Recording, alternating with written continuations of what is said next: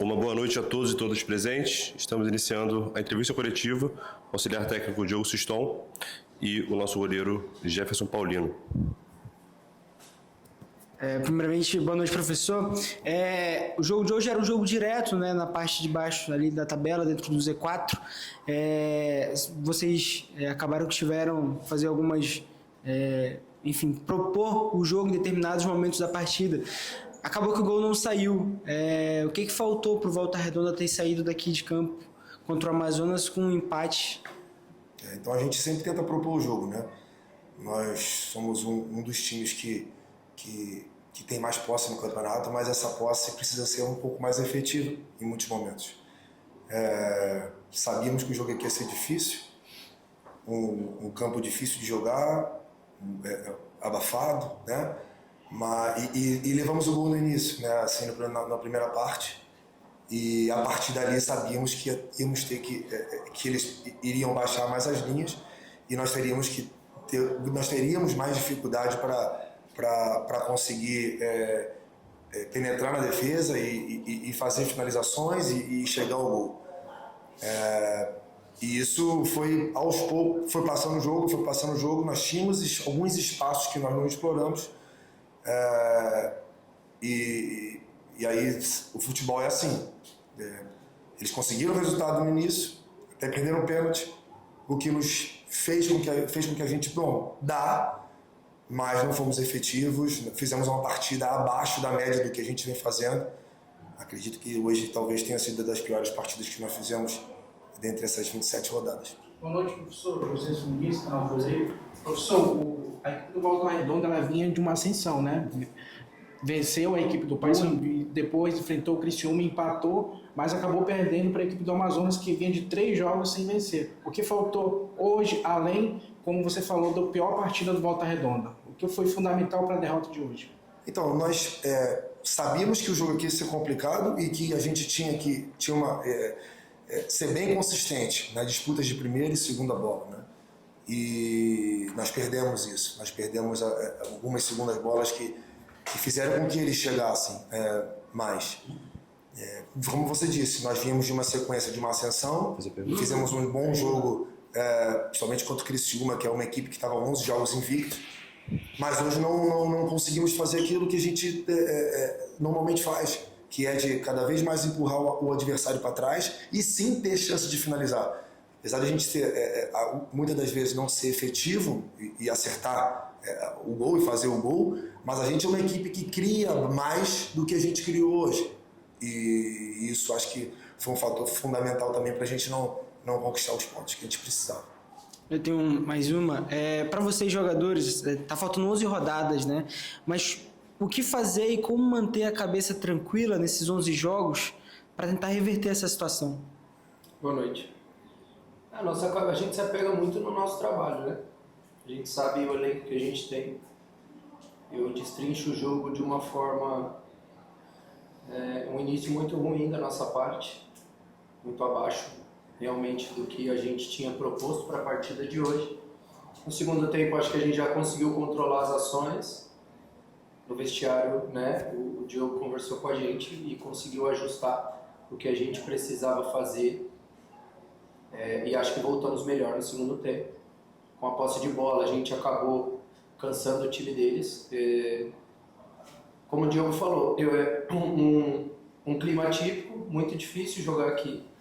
Um gramado de uma condição que não é das melhores. E isso impacta no nosso esquema de jogo, porque a gente tem como padrão a posse de bola e as infiltrações. E nos momentos que nós estivemos melhor na partida, eu acho que a gente poderia ter um pouco mais de calma para resolver melhor as chances que a gente estava criando, obviamente para ter o poder de fogo que a gente precisava para fazer os gols.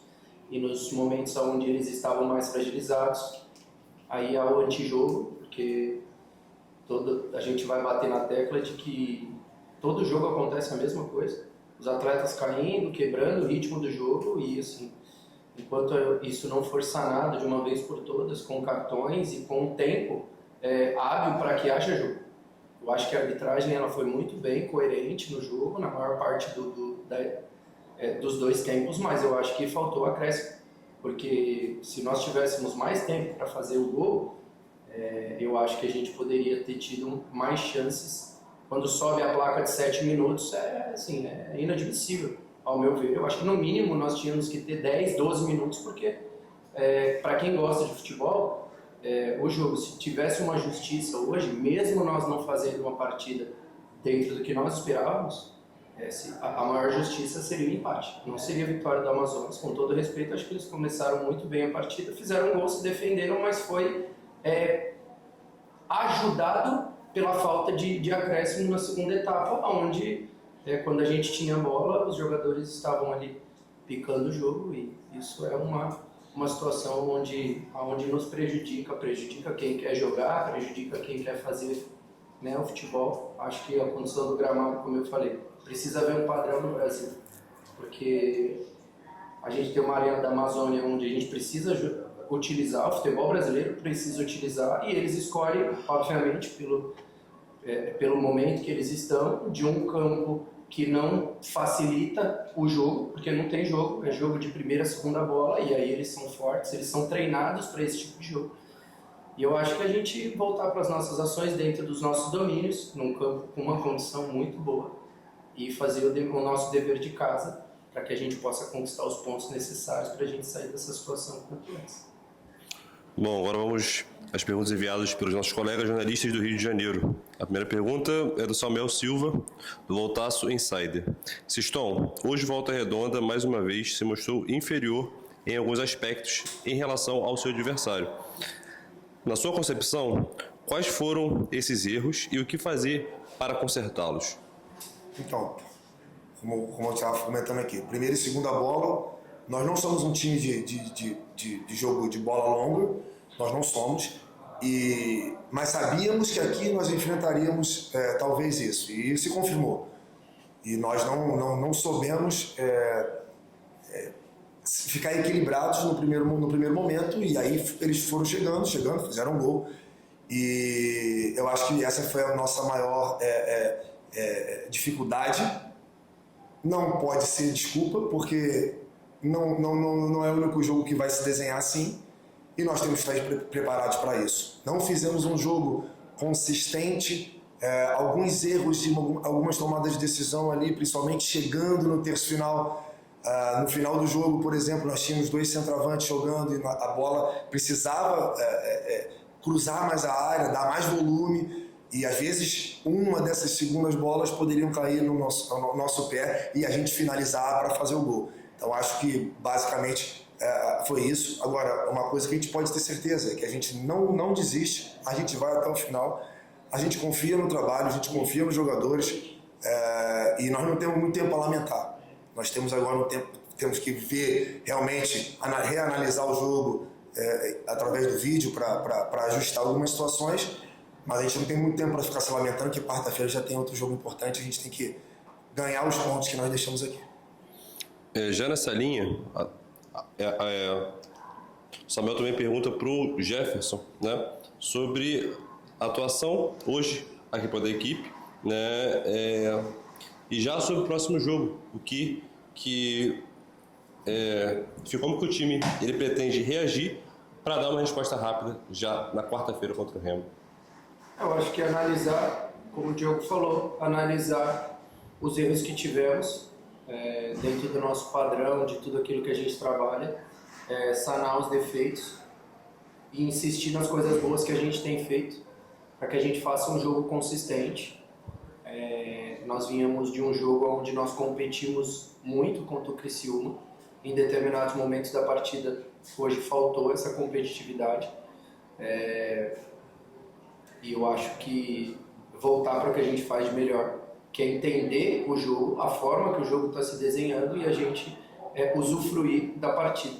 E eu acho que houve uma oscilação na partida de hoje, mas a gente precisa recuperar, voltar para o Rio de Janeiro, para nossa casa, para que a gente possa na quarta-feira já dar uma resposta para nós mesmos, para o nosso torcedor, para o nosso trabalho em si, e fazer com que o Raulino nessa fase final seja o nosso porto seguro, porque jogar fora de casa é realmente muito difícil, e o Raulino precisa voltar a ser a nossa fortaleza para que a gente faça o dever de casa nessa reta final e como eu falei, a gente possa sair quanto antes pontuando dessa zona incômoda que a gente se encontra hoje.